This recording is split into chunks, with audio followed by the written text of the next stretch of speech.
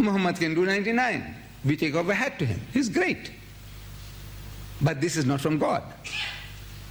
This is his cleverness. The Muslim says, you see, the miracle is the one he kept out. The one that is not there. Because in the first half a dozen, you give anybody the choice of thinking, imagining attributes, in the first half a dozen, he will think of the Father in heaven. The Father in heaven, the Father in heaven. The word Father will be one of those qualities that you are conjuring up in your head. The Father, the Father, the Father in heaven. The amazing thing.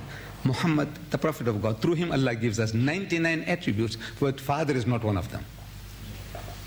Father is not one of them. The commonest thing, that thing is being dangled before him all the time. During his 23 years of his prophetic experience, from 40 to 63, he is giving us these verses, these attributes. But Father is kept out. Why? Because it had acquired other connotations. By itself, there's nothing wrong, beautiful. The Father in heaven to me is a beautiful expression. But it has acquired other connotations. And in languages, words change their meanings. You see, we are talking, when I was going to school, as a schoolboy, I was taught poetry. People must have also learned poetry. And in one of the poetries that I learned was a song we used to sing as little boys. It says, gentle lords and ladies gay, on the mountain dawns the day. I don't know whether you people heard that. Gentle lords and ladies gay, on the mountain dawns the day. And you're talking to people, he's a very happy and gay fellow. He's very jovial, gay, he's happy, gay. Today, I said, Mr. Chairman is very gay, he'll punch me on the jaw. I said, what the hell? I said, no, look at the dictionary meaning, the original dictionary meaning. In the dictionary, the thing is, it means a homosexual today. Gay means a homosexual. But it didn't mean that. The first time as I'm growing up, I'm reading the newspapers, as I'm growing mature, and I'm coming across expressions like gay. You know, in the newspapers talking about gay. And I kind of say, what are you talking about, gay? What is gay? What? Gay. No, I can't grasp the meaning, because I don't know it's talking about homosexuals. You see? So now you don't use that word anymore. The word comrade in America. Anybody said this guy, his address you, he says, Comrade Clinton. Finish. He's finished. You know, he'll be counted as a commie, and he'll be taken up and interrogated and what do. Commie means a communist. Comrade was the guy who says comrade, use the word comrade, it means, it's a beautiful word, comrade, fellowship, companionship, sahaba. No, but when you say comrade in America, describing somebody as a comrade means he's a commie, he's a communist. Can you see? Words change the meanings. So this word Father is being used by a great section of the believers in this world for God Almighty, saying that Jesus is the only begotten Son, begotten, not made. He's the Father, he's the Father of Jesus Christ. Physically, he is the Father, not like Adam. Adam was made by God. Every dog, pig, and donkey was made by God. But Jesus is not like that. He is begotten by the Father. Because of that concept, the Holy Quran kept it out. 99 attributes, Father is not one of them.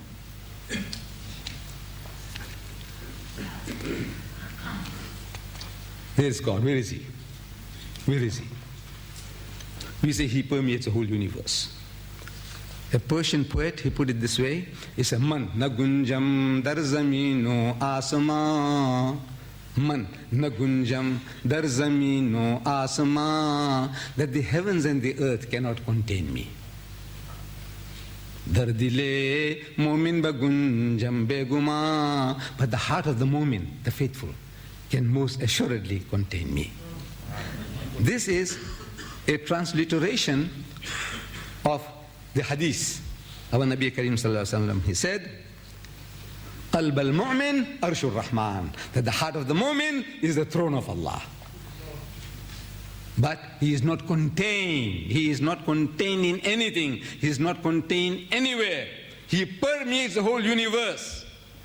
There is not a place that you can imagine where he does not exist.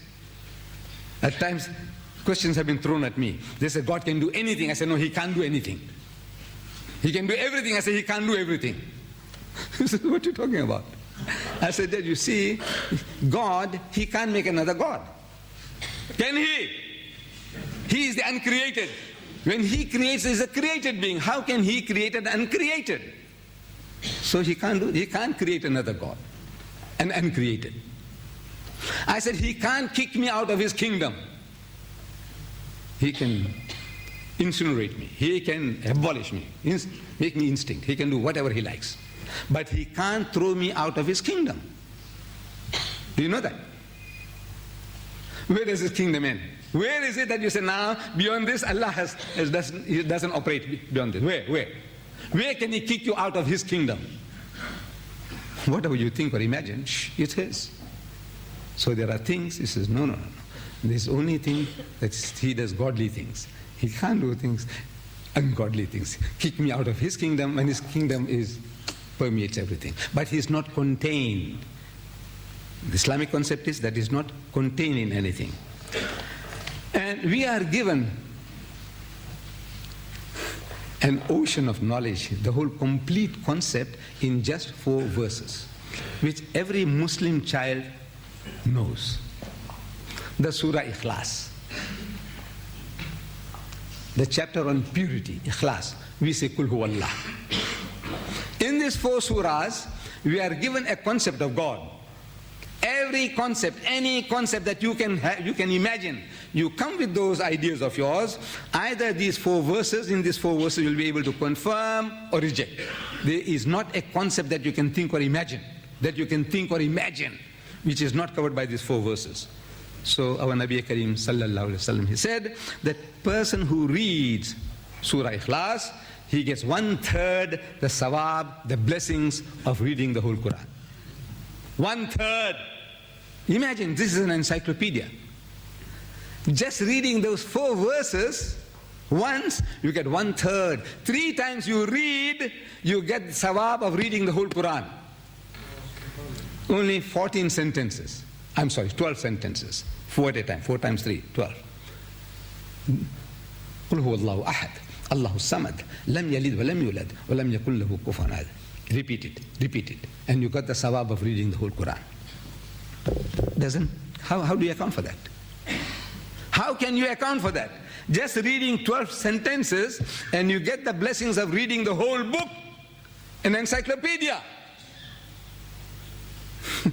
How do you grasp that? Our Nabi Karim said so. You know what makes it so important? Those 4 sentences are the touchstone of theology. Theology is the study of religion. Theos in Greek means God. Theology means the study of God in religion. Theism is the belief in God. Monotheism, to believe in one God.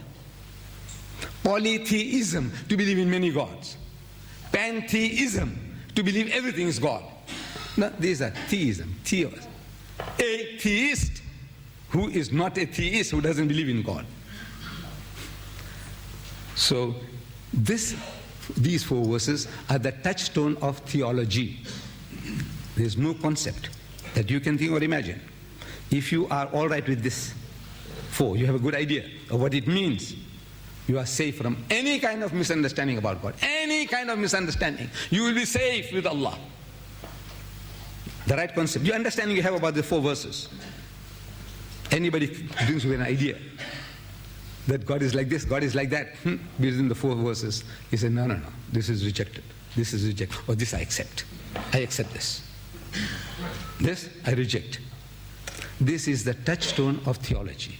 This is like the touchstone that the jewelers use. I had the experience wanting to know about this jewelers.